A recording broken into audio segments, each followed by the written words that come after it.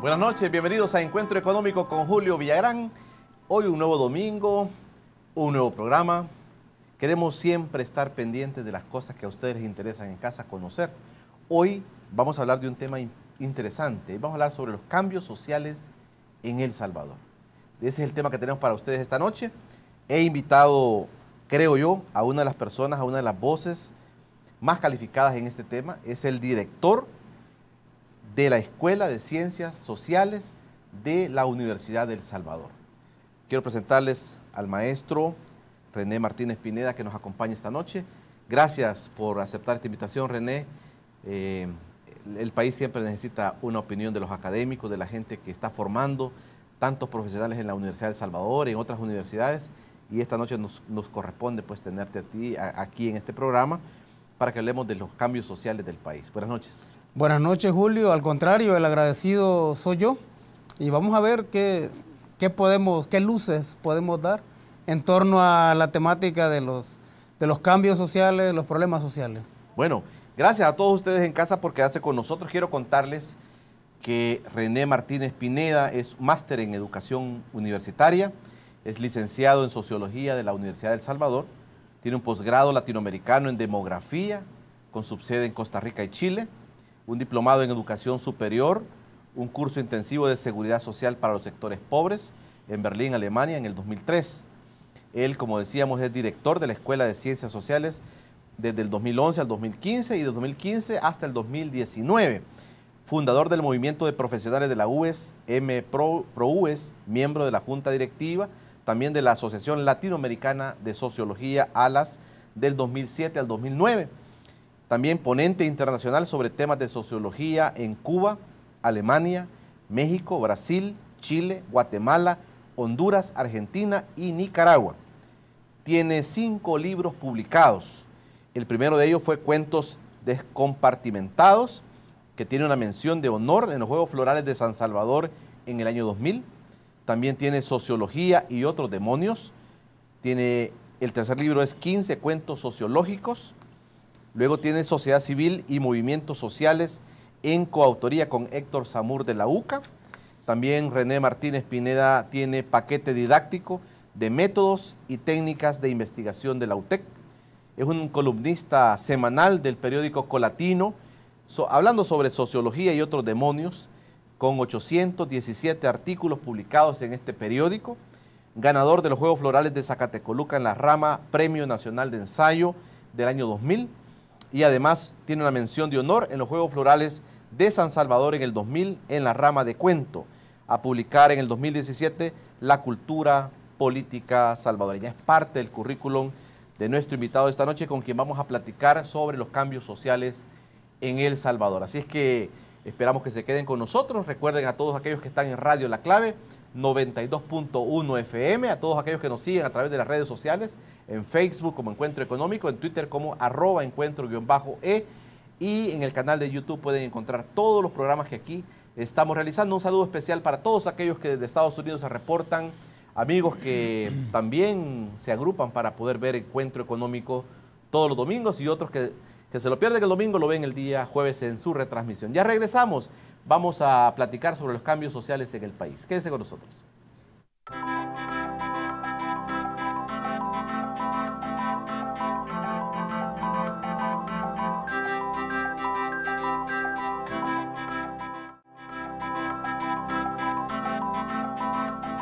Bueno, estamos listos para comenzar Encuentro Económico con Julio Villagrán. Esta noche nos acompaña el maestro René Martínez Pineda, sociólogo de la Universidad del Salvador, con un currículum vasto. Ustedes ya escucharon, y realmente queremos platicar sobre esas cosas que los salvadoreños estamos percibiendo en la sociedad. ¿Para dónde va nuestro país? Esas sociedades en este momento actual, ¿para dónde se dirigen? Hemos tenido aquí muchos invitados que han hablado del tema económico, del tema de los sistemas económicos, sistemas sociales, pero también nos quedan siempre las dudas, ¿para dónde va el país en estos temas? Vamos a platicar de eso con el maestro René Martínez Pineda. Quiero contarles también que él nos trajo 2 ejemplares. Uno es 10 centímetros cúbicos, 15 cuentos sociológicos. Es uno de los libros que el maestro, entiendo que es de los últimos libros que ha publicado. También quiero mostrarles un ejemplar de este libro que me parece interesante, Sociología y otros demonios, también del maestro René Martínez Pineda, del cual vamos a platicar también esta noche. Me parece que es él en la foto, ¿verdad? Sociología. Debo serlo. Debe ser el maestro. Bueno, también quiero agradecer al Independiente que siempre nos manda su ejemplar. Hoy dice situación de extranjeros en cárceles salvadoreñas. Gracias, Walter Raudales, por enviarnos una copia siempre del Independiente. Situación de extranjeros en cárceles salvadoreñas. Cuando lo abrí, me di cuenta que hay un artículo sobre este tema que lo escribe Rafael Quintero Cubides, que es el cónsul de Colombia en El Salvador. Interesante, no se pierdan el Independiente de esta semana. También quiero decirles que don Alfredo Bukele, nuestro invitado en recién programa pasado, dice que todavía hay ejemplares de su libro El caso Bukele Shell. Todos aquellos que no se enteraron, este es un caso interesante de un juicio político, juicio legal que tuvo don Alfredo Bukele con la Shell y que al final pues lo ganó. Está un ejemplar para ustedes, cuando deseen pueden pasar por TVX en horas de oficina recogiendo su libro. Bueno, maestro, gracias por aceptar nuestra invitación a estar en Encuentro Económico. Una vida dedicada a la academia, sin duda. Sí. Mucho trabajo en la academia. Sí, sí. Bueno, de hecho, en la Universidad de El Salvador tengo 30 años de trabajar como profesor. Y, bueno, antes de eso, ¿no? Siempre vinculado no solo a la parte académica, sino que también a los movimientos políticos en El Salvador. O sea, se ha convertido eso en como es una combinatoria, lo académico con lo político. Y últimamente, en los últimos 17 años, es que yo ya me dediqué, digamos, con disciplina, ¿no? A escribir, ¿no? Aunque antes ya lo hacía. Ha participado inclusive en la literatura, está presente en el país. Toda esa experiencia acumulada la está plasmando para que las generaciones también vayan conociendo sobre sus temas, su visión de país. También internacionalmente veo que tiene mucha participación. Sí, bueno, en el caso de los congresos de sociología, siempre he ido a participar llevando algunas ponencias. Ahí hay unos planteamientos, digamos, la visión que yo tengo, que es una visión muy particular de la sociología, y en el caso del mundo de la literatura, pues yo solo he participado en dos concursos, ¿no? Que es el de San Salvador de 2000 y en el de Zacatecoluca también en el 2000 en la rama de cuento y ensayo, ¿no? Después de esas 2 veces ya no participé, pero seguí escribiendo, ¿no? El caso, digamos, que con más disciplina tengo yo es el de la columna semanal. O sea, yo vengo escribiendo desde hace 16 años, así religiosamente todos los miércoles. Y desde que empecé, pues cuando empecé con el número 1, digamos, la expectativa que tenía yo era, bueno, ¿y qué va a ser el número 2 o el número 3 o el número 4? Y así fue avanzando eso hasta que este miércoles recién pasado publiqué el artículo 817. Y eso significa que he estado sentado una cantidad importante de horas, ¿no? Para escribir más de 1 millón de palabras, pues. Siempre con la temática de combinar la parte de la literatura, ¿no? O de ver la realidad desde las metáforas, desde los símiles, etcétera, pero siempre la parte sociológica, ¿no? Líder político juvenil, desde muy jovencito usted metido en política, maestro. Estoy metido en política desde el año 1975. De hecho, yo participé en la marcha del 30 de julio. Estaba en 7º grado, tenía 13 años. Y yo estudiaba en el instituto, en ese entonces se llamaba Tercer Ciclo General Francisco Menéndez, donde hoy está el Albert Camus. Entonces, los universitarios llegaban al tercer ciclo y llegaban a la cancha de básquetbol, llegaban a montar obras de teatro, hacían sus pequeños mitines políticos, etcétera. Y eso, más, digamos, una cantidad importante de lecciones sobre solidaridad y compromiso social que yo recibía con mi abuela, me llevaron a que ese miércoles 30 de julio, que sale la marcha de la universidad, nos pasó recogiendo a varios de nosotros, estamos en séptimo grado. Yo recuerdo que éramos alrededor de 14 o 15 compañeros y participamos en la marcha. O sea, íbamos casi en la, digamos, en la punta de la marcha, y ese día yo conocí la definición de la palabra dictadura. Y conocí la definición de la palabra dictadura no porque me fuese al diccionario, sino que porque vi así, carne propia, digamos, con mis propios ojos, lo que significa la represión. Cuando el ejército y los cuerpos de seguridad reprimen la marcha del 30 de julio, o sea, nosotros estábamos ahí. Y bueno, ese es el momento a partir del cual mi vida se divide en la parte académica y en la parte política, ¿no? Yo sentí que en ese momento asumía un compromiso, y era el compromiso de impedir, ¿verdad? Impedir que los salvadoreños viviesen bajo una bota militar que es capaz de masacrar a población civil sin siquiera pestañear. Entonces ahí es donde va la combinatoria, digamos, vida política, vida académica. Ese reto de tratar de impedir todas esas cosas lo hace desde la academia. ¿Cuántos estudiantes han pasado por la universidad, por sus manos, digamos, escuchándolo, leyéndolo, siendo instruido por ellos en la parte sociológica? ¿Qué es lo que a usted tal vez más le gusta de su carrera de sociólogo? Que también le quería preguntar eso. ¿Cuál es realmente el trabajo del sociólogo en el país? Eso es lo que quiero averiguar yo. Algo así, bueno, sociólogo, ¿qué es ser sociólogo? Me preguntan a mí, bueno, ¿qué es ser sociólogo? Yo no sé. No, nosotros, la sociología se encarga de estudiar, nuestro objeto de estudio es la estructura social, ¿no? Particularmente lo que nos interesa es ver cómo los distintos grupos sociales y clases sociales van siendo parte de la lógica y la dinámica de la sociedad, y cómo, al menos en el enfoque que yo tengo, y cómo esa vinculación con toda la lógica y dinámica de la sociedad está mediada no solo por relaciones de poder, sino que también está mediada por intereses de clase. En ese sentido, nosotros como sociólogos, quizás a ratos eso nos hace un poco incómodos, incómodos para que nos inviten, pues, porque siempre tratamos de analizar, o siempre analizamos más bien la realidad, pero no dejamos de lado jamás lo que es el interés de clase.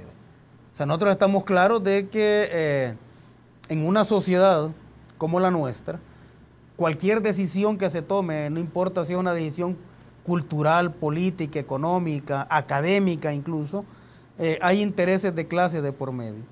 Entonces, eso es lo que nosotros estudiamos. Para poder hacerlo, obviamente, debemos meternos en el conocimiento de la cultura, de la historia, ¿sí? Que se convierten como en las herramientas que te permiten, digamos, tener una visión más amplia de la realidad. Y si a eso le agregamos los componentes demográficos, por ejemplo, entonces nosotros tenemos una lectura de la realidad, pero como decía, una lectura que no la vemos desvinculada de la parte de los intereses de clase. En el caso particular, cuando yo me meto más de lleno en la parte de la literatura, entonces empiezo a ver esa realidad no solo desde la perspectiva esa, sino que empezás a pensar distinto la realidad. Y empezás a tratar de romper esquemas o paradigmas de esa realidad para poder interpretarla. Me imagino, René, que estudiar sociología en los años 80 no era fácil. Bueno, no era fácil en ese tiempo, ¿no? Y por la edad que tenía, para mí era un acto de rebeldía más. O sea, yo estaba totalmente convencido, pues, de que teníamos que cambiar este país, y estoy totalmente convencido de que la sociología es una ciencia que no puede estar fuera de las políticas públicas, ni de la interpretación de la realidad. Y entonces cuando se estudié sociología en los años 80, estábamos en plena dictadura militar, ¿sí? Obviamente nosotros llegábamos y leíamos a Marx, a Engels, a Lenin, a Gramsci, bueno, todo digamos, el componente de la Revolución Cubana. Entonces, en mi caso particular, yo llegaba a las clases con unas páginas de papel bond, copiaba las clases, ya era dirigente estudiantil, ¿no? Yo soy dirigente estudiantil desde que entro a la universidad en el 83. Copiaba las clases, después me quedaba casi que memorizando esas clases y rompía los papeles. O sea, no salía de la universidad con cuadernos. Con material. Pues. Si tenía que leer un libro, me iba a la biblioteca y ahí me leía el libro, pues. Era muy peligroso. Sí. Era común, por ejemplo, que todos los buses fuesen parados por los retenes policiales o del ejército. Si te encontraban un libro que mencionara la palabra cambio o la palabra social o que tuviera algún matiz de rojo, el libro, pues obviamente eras capturado, ¿no? Y casi que con seguridad, si eras capturado en una condición así, eras desaparecido, ¿no? Entonces, vengo a esto porque cuando uno piensa, pues, qué significó estudiar en esa época, ¿sí? Nosotros lo hicimos en condiciones muy adversas. Y no estoy hablando solo de las condiciones de infraestructura de la universidad, sino que de las condiciones de persecución, pues, cotidiana que teníamos de parte del ejército y de la imposibilidad, pues, de quedarte reunido, trabajando o andar con tus libros. Entonces, yo culmino mi carrera y sin ningún cuaderno, pues, ¿verdad? Interesante. Vamos a ir platicando, René, sobre el tema de la formación académica. Yo quiero preguntarle cuántos estudiantes se muestran interesados en esta carrera. Esa es una pregunta que tengo, René. Y la otra es, ¿cómo los políticos, cómo la gente que gobierna nuestros países utiliza esa formación, utiliza ese caudal, ese conocimiento de los sociólogos? Esas son las dos preguntas que quiero dejarle planteada a nuestro invitado, René Martínez Pineda. También gracias a todos aquellos que a través de la radio La Clave nos están escuchando, 92.1 FM. Saludos para todos los que están en las redes sociales también. Fuera del país también están pendientes de Encuentro Económico. Ya regresamos.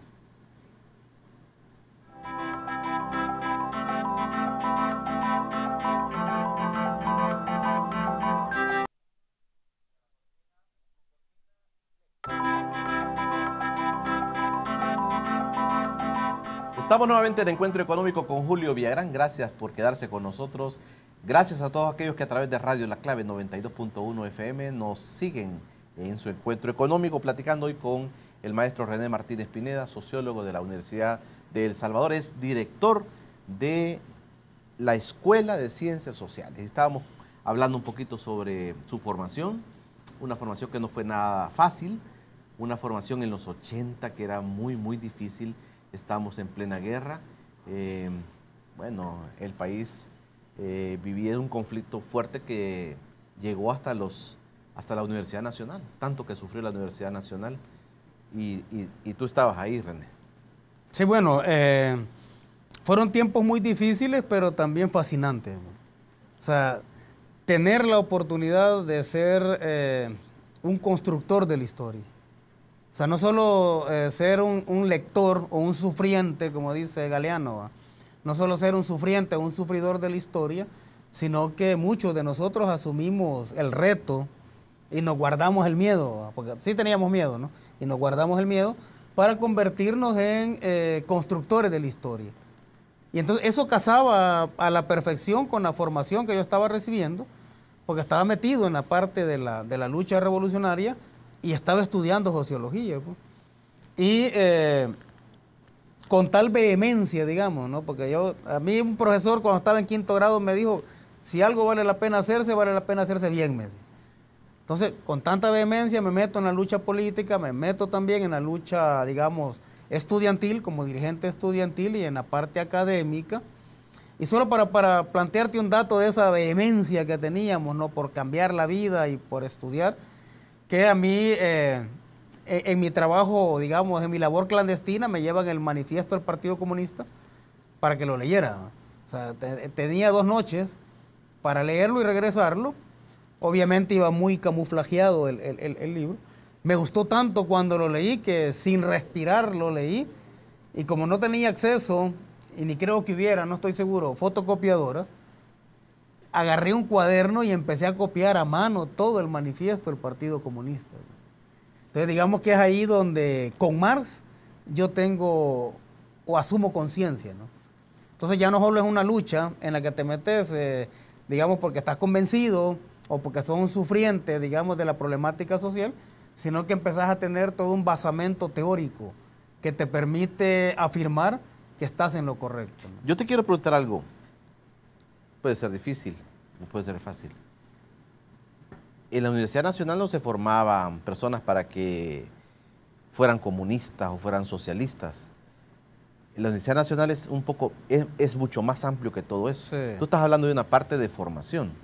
Tú estás hablando de una parte de algo que te sirvió como una herramienta para descubrir la estructura social de los países. Pero no era como se dice a veces en la historia de algunas personas, que ese era un nido de formación de comunistas. No, para nada. O sea, te estoy hablando, en el caso nuestro coincide, porque la Con el sociología, no, digamos, el momento, estamos en un momento de guerra, obviamente había que combatir la dictadura militar. O sea, uno, si ha tenido el privilegio de ser educado, obviamente asume el deber de cambiar la situación de quienes no pueden educarse. O sea, nosotros lo asumimos así, ¿no? Y el hecho de estar en una ciencia social, yo parto del principio de que toda ciencia social está comprometida, pues. Bueno, de hecho, no hay ninguna ciencia que no esté comprometida. Entonces, en el caso particular nuestro de sociología, pues no era ni siquiera adoctrinamiento ni nada, sino que coincidía una lucha político-militar con la cuestión que la decisión tuya nosotros. política, digamos, de participar en cuestiones políticas era una decisión muy personal. Muy personal. Aparte de tu formación. Y anterior a decidirme a estudiar sociología, pues. Anterior a eso. O sea, yo cuando llego a estudiar sociología, yo ya había leído a Marx. Yo ya había leído todo eso. Entonces, llego a la universidad a estudiar sociología nada más para reafirmar esa parte. Pero de que la universidad en sí, digamos, era una formadora de comunistas, esa es una leyenda urbana que se inventa, digamos, el régimen, ¿verdad?, para precisamente tener cercada la universidad. Ahora, quienes asumíamos la parte del compromiso militante para luchar contra la dictadura militar, para luchar contra la injusticia, pues éramos los que nos hacíamos oír, pues, e hicimos de la universidad así lo llamamos nosotros, ¿no?, la retaguardia estratégica de la revolución acá en San Salvador. Pero no eran todos los universitarios. Bueno, de hecho, en ese entonces como ahora, no son muchos más los apáticos y los academicistas que quienes asumen una posición militante, pero teníamos la capacidad en ese momento de no solo hacer que la universidad se expresara y fuese, digamos, consecuente con su lema de la conciencia crítica de la nación, sino que también éramos capaces de asumir en nombre de los otros estudiantes, también, digamos, el hecho de que la universidad pública también se exprese en la calle. ¿Sí? Hablando de los estudiantes, ¿hay interés de los estudiantes por la carrera de ciencias sociales? Es diferenciado, ¿no? Nosotros en la escuela tenemos 4 carreras, que es historia, antropología, sociología y trabajo social. La que más demanda tiene es trabajo social. Nosotros tenemos alrededor de 1.100 estudiantes. 1.100 estudiantes. Solo de la escuela. De escuela de ciencias sociales, en general. Sí, es más grande que algunas facultades. Y de esos 1.100, alrededor de 600 son de trabajo social, 300 más o menos de sociología, que es un número muy grande. O sea, tener 300 estudiantes de sociología hoy es un número muy grande si lo comparamos con la época de la guerra. Y los otros 300 o 400 se distribuyen casi equitativamente entre antropología e historia, ¿no? Cuando te planteaba, René, esta parte me interesa. ¿Cómo aprovecha el país? ¿Cómo aprovecha el sistema? ¿Cómo aprovecha el sociólogo? ¿Los políticos se dejan orientar por ustedes? ¿Tú has escuchado que sociólogos están metidos asesorando a un presidente de la República o en la Asamblea Legislativa asesorando a los legisladores? ¿Dónde es que están?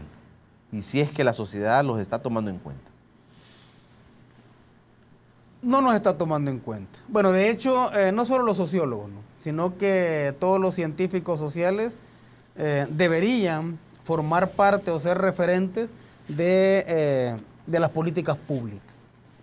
El problema es que nosotros vivimos en un país donde parece que la historia nacional de este país es la historia político-electoral de este país. Es decir, todo se ha reducido desde hace más de 150 años a actos electorales, actos políticos, y pareciera ser que esa es nuestra historia. Entonces, quienes asumen sin tener las credenciales necesarias y científicas para analizar la realidad o para salir hablando de la realidad o para formular políticas públicas, por ejemplo, no son los científicos sociales, ¿no? Sino que son los políticos. Te voy a poner un caso, yo queriendo entender el papel de ustedes en la sociedad. Un presidente decide poner, por ejemplo, subsidios a la gente pobre en algunas áreas. Pero ese subsidio o es lo que le llaman populismo, o está pensando, como tú dices, René, en las próximas elecciones, o está teniendo un sentido realmente. Te pongo un ejemplo nada más de los subsidios, pero pueden ser otros temas. Sí. Pero está tomando en cuenta esa visión, esa posición de un sociólogo, de una persona que conoce la estructura social de un país, para decir, es por ahí donde debe ir un gobernante, es por ahí donde debe ir un gobierno, es por ahí donde el país debe encaminarse. Bueno, para que un acto de ese tipo, ¿bien?, que es un acto válido, sobre todo en un país como el nuestro, para que un acto de ese tipo no se convierta en populismo o no se, digamos, equipare un ciudadano con un voto, eso debe quedar formulado como parte de políticas públicas. En esa parte de políticas públicas, quienes deberían, digamos, realizar el diagnóstico y definir, ¿verdad?, las prioridades en términos de, bueno, a quiénes subsidias primero, deberían ser los sociólogos, los historiadores, etcétera, ¿no? Ahora, si eso no se hace, obviamente un subsidio puede caer fácilmente, o la gente o el político que lo maneja puede caer en la tentación de convertirlo en una cuestión populista, pues, pero no es así. O sea, ¿cómo miro yo la parte esta de los subsidios, no? Eso es como tratar de que el Estado empiece a darle a la población más necesitada, digamos, las primeras herramientas para que se convierta en un ciudadano digno, pues.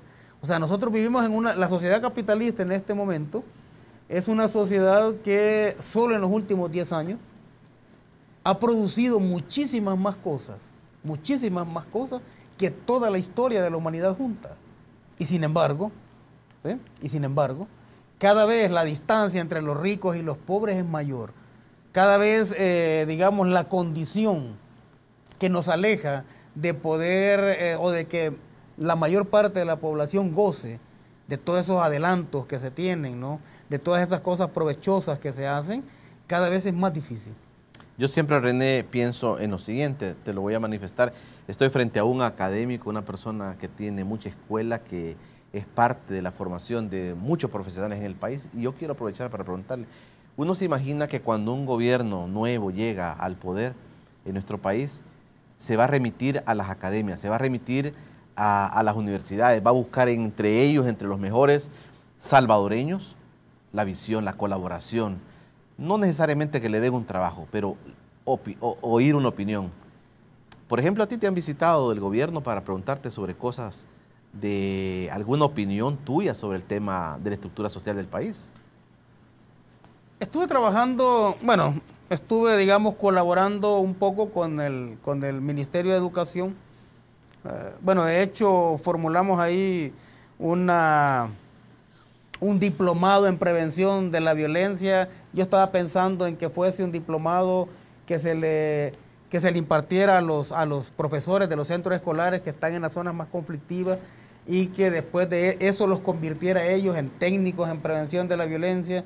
Y de ahí la imagen que yo tenía, ¿no?, era después armar una red de prevención de la violencia, ya no solo con un centro escolar, sino que con un núcleo, ¿sí? Y un poco para meternos, ¿no?, en esa parte que es fundamental, que es la parte educativa. Digamos, en esa parte sí he sido consultado. hemos de decir, ¿no?, que las ciencias sociales en general, no solo la sociología, prácticamente está ausente, ¿verdad?, de cualquier política. Y aquí hay algo que hay que señalar, ¿no? Lo que pasa de que algunos políticos, no todos por supuesto, se han creído el cuento de que son la clase política. Y no son la clase política. Muchos de ellos son simplemente políticos. Y el problema es que si uno tiene que tomar una decisión y lo que tiene uno como referente primero es, voto, no voto, esto me genera popularidad o no me genera popularidad. Cuando uno empieza a pensar de esa forma como político, definitivamente has dejado de ser un líder. O sea, un líder jamás tiene miedo de tomar una decisión y de si esa decisión le genera, digamos, más simpatías o menos simpatías, el líder toma la decisión y no piensa en si eso le va a generar más o menos. Y si va a ser electo en las próximas elecciones. Pero entonces estamos hablando ya no de un interés, digamos, de nación, ¿verdad? Por lo que hay que decir acá es que en la historia política de este país lo que hemos tenido, obviamente está el sistema capitalista, ¿no? Es un sistema capitalista, pero lo que hemos tenido es una sucesión de personas que, más que hacer planes de nación, han hecho planes de gobierno porque piensan siempre en reelección, ¿no? Han administrado la coyuntura a veces, ¿verdad? Bueno, vamos a ir platicando con el maestro René Martínez Pineda, sociólogo, director de la Escuela de Ciencias Sociales de la Universidad de El Salvador. Estamos ya calentando con el maestro sobre el tema social. Quiero dejar planteado el próximo bloque, y es que el mundo, la sociedad moderna, va evolucionando, va cambiando. ¿Hacia dónde vamos? Algunos han dicho aquí en este espacio, el neoliberalismo se acabó, el sistema capitalista se acabó, fue un fracaso, hizo fracasar a los países. Dicen que el sistema comunista fracasó, el socialismo también ha fracasado y han habido cambios políticos importantes en todo el mundo. ¿Para dónde vamos? Esa es la pregunta que le vamos a dejar planteada al maestro René Martínez Pineda. Cuando regresemos, gracias a todos aquellos que a través de Radio La Clave siguen en sintonía de Encuentro Económico. Ya volvemos.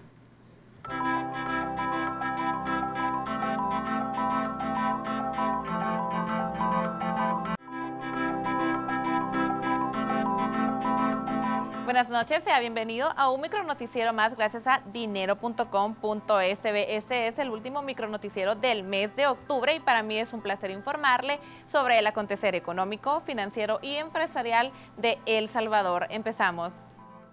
El presidente de Proesa, Sigfrido Reyes, expresó esta semana que algunas empresas dedicadas a las telecomunicaciones, así como radio y televisión, están interesadas de llegar al país a invertir a partir del próximo año. La nueva ley de telecomunicaciones establece que a partir del 2017 se espera la renovación de licencias y ahí parte el interés de nuevas operadoras en llegar a El Salvador para competir, señaló Reyes. El presidente de Proesa también anunció que se está avanzando en la expansión de plantas textiles, call centers, energía y farmacéutico. Una de las más importantes, señaló, es la que desarrolla en la planta fotovoltaica del Pedregal, en carretera al aeropuerto, de 152 millones y otras que están en camino de culminarse para que empiecen a inyectar energía por el mes de abril de 2017. En otra información, hace 4 meses se dio a conocer la apertura de Barceló San Salvador, con la compra del que antes era Hilton Princess, y en este marco, Hotel Barceló anunció nuevos proyectos de inversión en el país. El primer proyecto será la construcción de un elevador que conectará del parqueo 2 del hotel al nivel del mezanine, que ayudará con el flujo de clientes hacia áreas de eventos, restaurantes y bares. El segundo proyecto, y el más llamativo, es la construcción de un sport bar restaurante llamado Strikers, con capacidad para 250 personas, con tecnología de punta como video walls, mesas de billar, música en vivo y terraza, apostándole a hacer una propuesta propuesta innovadora y moderna en el país, ubicado al costado del Hotel Barceló en la zona rosa, en donde huéspedes y el público en general podrán visitarlo. La inversión entre los dos proyectos será de $800,000 aproximadamente, detalló Ernesto Hillerman, gerente general de Barceló San Salvador. En otra información, las ofertas técnicas y económicas para invertir en la generación de 170 megawatts de energía renovable con base en fuente solar fotovoltaica y eólica fueron presentadas en esta semana en un hotel capitalino. Con este proceso de licitación se espera que aumente la penetración de energía renovable no convencional y la consiguiente diversificación de la matriz energética nacional, al considerar las ventajas medioambientales, estabilidad de precios y aprovechamiento de los recursos del país. Se estima que el proceso de licitación para la generación de los 170 megavatios de energía renovable signifique para el país una inversión de alrededor 340 millones en los próximos 2 años y que pueda abastecer la demanda de 280,000 hogares. Es de mencionar que el proceso de licitación para estos 170 megavatios provenientes de nuevas plantas de generación de energía renovable en el territorio salvadoreño es liderado por la distribuidora de electricidad del sur en coordinación con el resto de distribuidoras del país.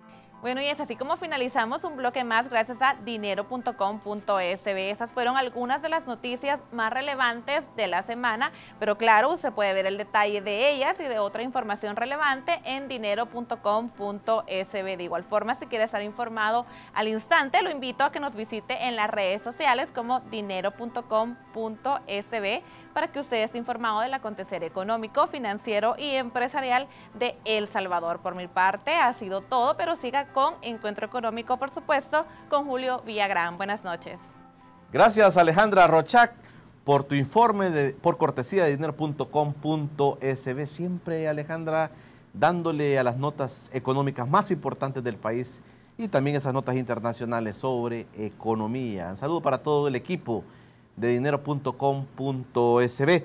Platicando esta noche con el maestro René Martínez Pineda, sociólogo, director de la Escuela de Ciencias Sociales de la Universidad de El Salvador, un líder juvenil, una persona que desde muy pequeño, a los 13 años, dice, se metió a estos rollos de la política, le gustaba mucho y hoy está aportando desde la academia, lleva más de 30 años forjando y formando salvadoreños.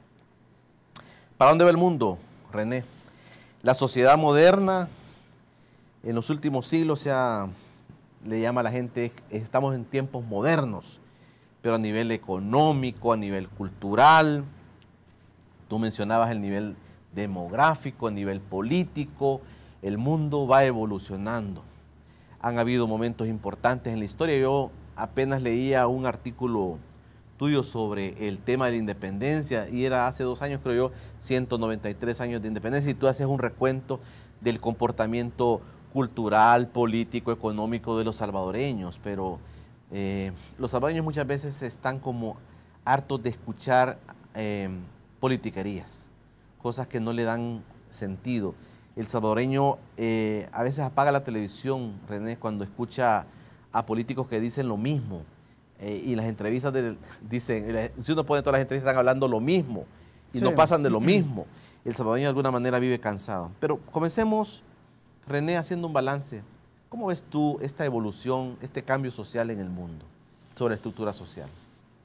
Bueno, definitivamente estamos frente a un desarrollo, digamos, pero en su última etapa, diría yo, de lo que es el capitalismo. ¿Sí? A todos se les vende la teoría social en general, no solo la teoría sociológica, se ha tratado de permear con planteamientos que nosotros denominamos así como una neocolonización del intelecto. ¿Sí? Y un poco para evadir el hecho de analizar la realidad tal cual, se empiezan a usar términos tales como globalización, emprendedurismo, competencias, ¿sí? O que estamos en una etapa en la cual ya se le puso fin a la historia, a la ideología y que las clases sociales no existen. Pero cuando nosotros nos vamos a los datos y cuando nosotros nos vamos a la propia realidad social, lo que encontramos es exactamente lo contrario, ¿no? O sea, este sistema, ¿para dónde vamos, no? Este sistema, tal como está, el sistema capitalista, no podemos decir que es un sistema exitoso, ¿sí? Aunque los empresarios lo vendan como un sistema exitoso, obviamente para ellos, ¿no? Pero ¿cómo puede ser exitoso un sistema donde casi las 2/3 partes de su población viven con menos de $2 diarios? ¿O cómo puede ser exitoso un sistema donde casi el 50% de la población mundial, ¿sí?, no tiene acceso al agua potable? O donde casi el 50% de la población jamás ha hecho ni recibido una llamada telefónica. Entonces, ¿cómo puede ser exitoso este sistema? ¿Hacia dónde vamos? Bueno, nosotros como sociólogos estamos claros de que la sociedad evoluciona, ¿sí? Sería ir en contra de nuestra propia formación, pensar que en el capitalismo la sociedad se va a quedar. Obviamente vamos a llegar a un nivel, a otro tipo de sociedad, le podemos llamar socialista o como sea, ¿no? Pero vamos a llegar a otro tipo de sociedad donde tanto la riqueza como el ingreso sea distribuido de una forma mucho más justa. Bueno, con las 3 neuronas que tengo, a mí solo me funcionan 3 neuronas, ¿no? Pero con esas 3 neuronas que tengo, cuando uno ve que hay una injusta distribución de la riqueza y del ingreso, ¿sí?, obviamente la conclusión es, necesitamos montar otro tipo de sistema en el cual realmente la persona sea el centro, o donde nosotros podamos tener una definición mucho más humana o más concreta de lo que es modernidad. Te hablan de que estamos en tiempos modernos, por ejemplo, ¿no? Pero nosotros no podemos ver el tiempo, ¿sí?, con la lógica que lo veía Newton. O sea, la lógica de Newton del tiempo era, el tiempo es lineal, ¿verdad?, sino que debemos ver ese tiempo desde la lógica de Einstein.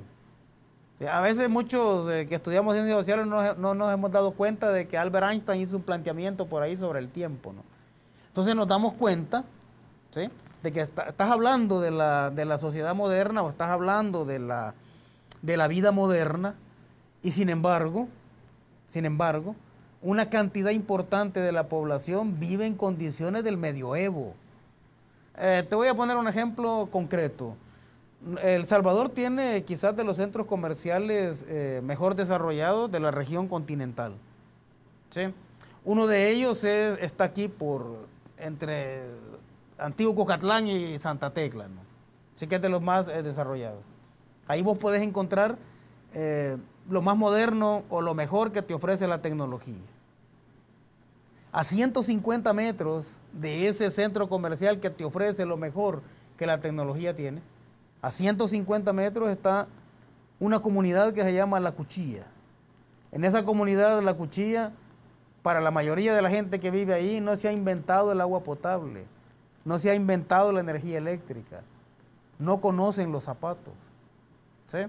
Entonces estás hablando de un espacio físico mediado por 150, 200 metros, en el cual unos pocos viven en un tiempo y muchos viven como que si estuviésemos hace 200 años. Pues. Pero mira, René, yo quisiera aprovechar este momento de tu planteamiento, pero el esquema contrario, digamos, el esquema comunista, socialista, en muchos países también se derrumbó.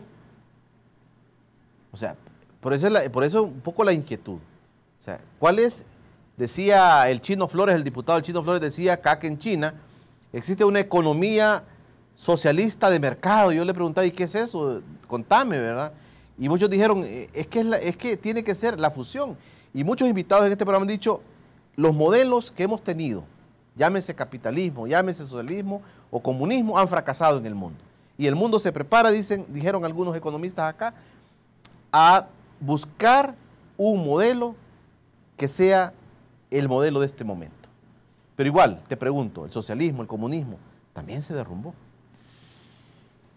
Vaya, bueno, comunista ningún país ha sido, partamos de eso. O sea, la palabra comunista es una definición ideológica. O sea, comunista ningún país ha sido. Estamos hablando de países socialistas, ¿sí?, que no en esa época... Cuba no ha practicado el comunismo. No, Cuba es una economía socialista. O sea, ¿la Unión Soviética? No, tampoco. O sea, para llegar al comunismo obviamente es algo que va más allá de eso. O sea, estamos hablando de países socialistas, ¿no? Estamos hablando donde todavía en los países socialistas, digamos la parte, a cada quien según su trabajo. ¿Sí? Si estuviéramos en el comunismo estaríamos hablando de a cada quien según sus necesidades. Pero está partiendo entonces de la parte ética en el cual todo el mundo trabaja igual, ¿no? Pero obviamente, por eso te decía, se le puede llamar socialismo, le podemos poner cualquier nombre a lo que viene, no importa. Pero lo que sí es cierto es que el capitalismo es un sistema no exitoso, pues. O sea, no puede ser exitoso. No es exitoso si lo medimos en términos de la mayoría de la población, ¿sí? O sea, nosotros tenemos, bueno, por decirte algo, tenemos miles de niños que mueren de hambre en África, ¿sí? Tenemos cientos de miles de niños que mueren por infecciones gastrointestinales en el mundo, ¿sí? Que se curan con centavos. Tenemos cientos de miles de niños que se acuestan sin cenar. Y tenemos también millones de personas que no saben lo que es el agua potable. Y sin embargo, se han gastado decenas de miles de millones de dólares para mandar una sonda a Marte a tomar una foto para ver si hay agua. ¿Sí? Eso es incorrecto, pues, es irracional y es inhumano que gastes esa obscena cantidad de dinero en eso. Claro. ¿Sí? Si tenés a millones de personas con otro tipo de necesidades. Entonces, si va a ser obviamente el mercado ahí está, ¿no? Es que el problema no es el mercado.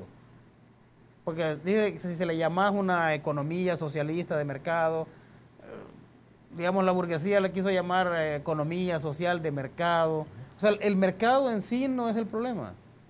El problema es cómo se distribuyen las cosas en el mercado. Okay. Vamos a quedar ahí, René, vamos a seguir platicando y la última parte la vamos a dedicar también para hacer las preguntas. Cuba va, dice El Salvador, ¿verdad? ¿Para dónde vamos? Cuba. Nosotros también aquí en el país. Estamos platicando con el maestro René Martínez Pineda, sociólogo, el director de la Escuela de Ciencias Sociales de la Universidad de El Salvador, platicando del tema del cambio social. Ya regresamos.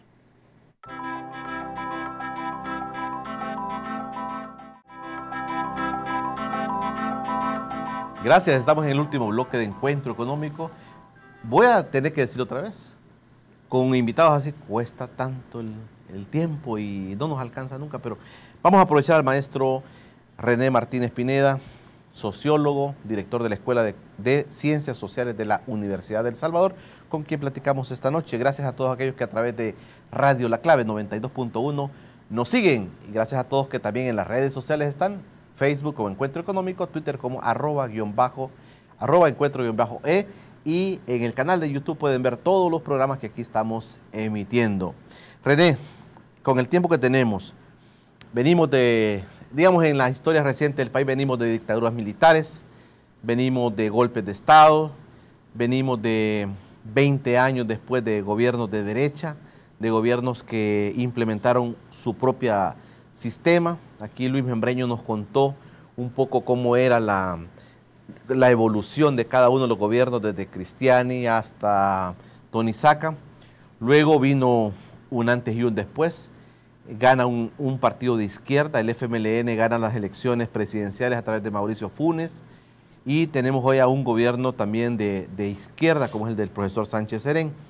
La gente igual ve problemas, la gente igual ve cosas. Algunos han dicho también, René, no lo omito decir, han dicho, como Walter Raudales que dijo, gobiernos del frente están administrando el sistema neoliberal que dejaron nosotros. Socialmente, ¿cómo ves al país, René? Bueno, mira, antes de eso, quizás decirte que gobiernos de derecha, digamos, al menos nuestra perspectiva, gobiernos de derecha, tenemos más de 150 años. Pues. O sea, la derecha no se reduce a Arena o al PCN sí, o al PRUD, sino que es una constante en términos de línea conservadora. Esa es una puntualidad excelente. Está la parte de la dictadura militar que se vivió, pues, ¿sí? Y obviamente hay reacomodos en la clase dominante, no entre ellos, pero están administrando lo mismo, que están administrando la parte del sistema. Ahora ponen un gendarme que se encarga de de vigilar que no suceda nada raro para el sistema, pues para el capital, que es la sala de lo constitucional. Tú hablas del poder económico del país. Está el poder económico, pero el poder económico se cuida las espaldas.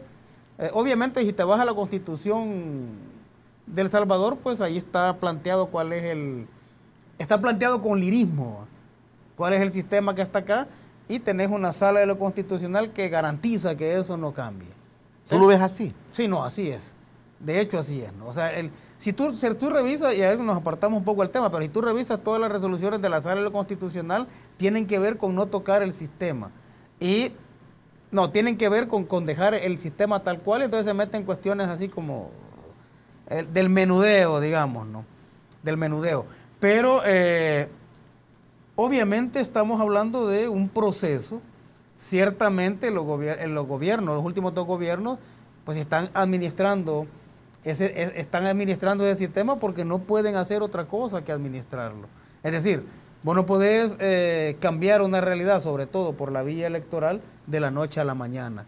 Así como no podés borrar de la noche a la mañana la impunidad, la corrupción. O sea, estamos hablando de una corrupción que es estructural en este país. Estamos hablando de una corrupción en la cual en 1854 se hace el primer decreto en contra de la corrupción porque los funcionarios públicos se estaban robando los fondos. Entonces, ¿cómo se usó la corrupción en este país? Se usó como el gendarme de la gobernabilidad, ¿va?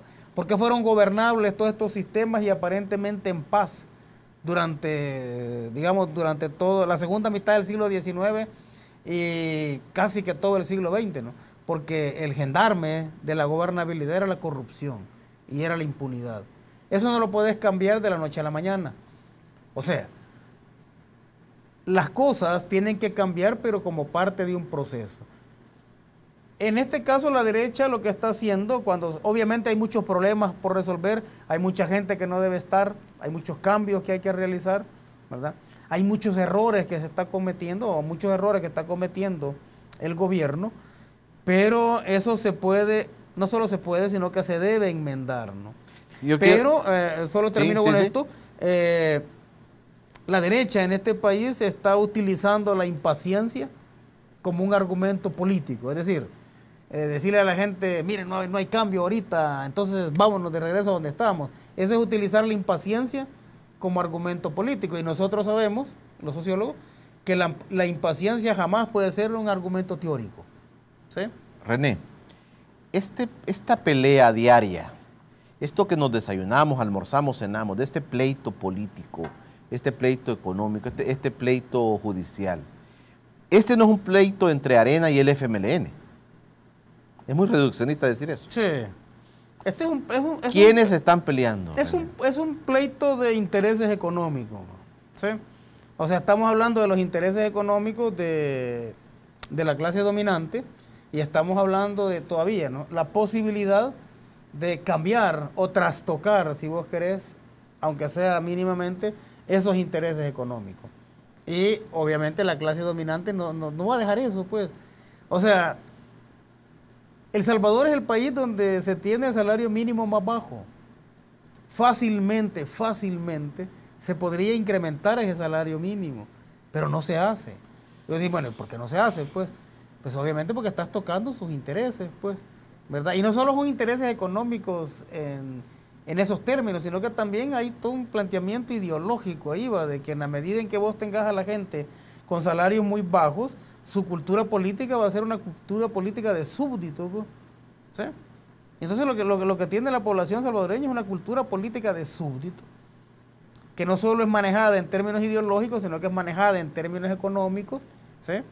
Es una cultura política que está cimentada en el miedo también. Por eso nosotros las únicas noticias que conocemos de este país son las malas noticias que tienen que ver con la delincuencia, y las buenas noticias no las vemos, ¿sí? Y por eso mucha gente inclusive no reconoce los beneficios que recibe, porque hay que decirlo, ¿no? El gobierno, los últimos 2 gobiernos, ¿no?, le están invirtiendo mucho a la población. A mí me parece excelente la parte esta de los útiles, el refrigerio. Sí. Habría que dosificarlo, ¿no?, porque parece que se está desperdiciando mucho de él y no se está pagando a tiempo, pero la acción es la correcta. Es correcta. Pues. No quiero terminar el programa sin preguntarle al director de la Escuela de Ciencias Sociales de la Universidad de El Salvador, no me quiero terminar este programa sin preguntarle el rol de los Estados Unidos. Aquí yo le pregunté al doctor Héctor Dadiresi que si ese cuento que todos conocíamos, que habíamos leído, que habíamos escuchado por otras personas, que los gringos están detrás de todo esto, era cierto. Y el doctor dijo, sí. Te pregunto, René, tú como un académico en la parte sociológica, ¿cómo ves el rol así, de manera un poco breve, cómo ves el rol de los Estados Unidos en la situación nuestra? O sea, los Estados Unidos han estado y están presentes. Muchas veces nosotros no vemos esa presencia. Hay una leyenda urbana allá en Estados Unidos y se retoma acá. Bueno, de hecho lo retomo yo en uno de los cuentos que publico, es el hombre que fuma. ¿Quién es el hombre que fuma? El que solo le ves la silueta y que habla con nosotros, pero es el que toma las decisiones y otros dan la cara, ¿no? O sea, definitivamente los Estados Unidos han estado presentes en todo, siempre. La región continental es una región, es un supermercado de productos, ¿sí?, para los Estados Unidos, y obviamente no va a dejar que eso se toque. Por eso Estados Unidos estuvo presente en los golpes de Estado de Uruguay, Paraguay, Argentina, ya en la década de los Chile, 60, 70, ¿sí? Y Estados Unidos está metiendo sus manos también hoy y está detrás, obviamente, del golpe de Estado en Brasil. Vamos a depender, René, para terminar, vamos a depender de lo que ellos decidan en los próximos años. Todavía seguimos dependiendo de eso, ¿verdad? Hay que decirlo, todavía seguimos dependiendo de eso. Y de alguna forma tenemos que romper esa parte, ¿no? Pero de que hay dependencia, hay dependencia. Hay dependencia.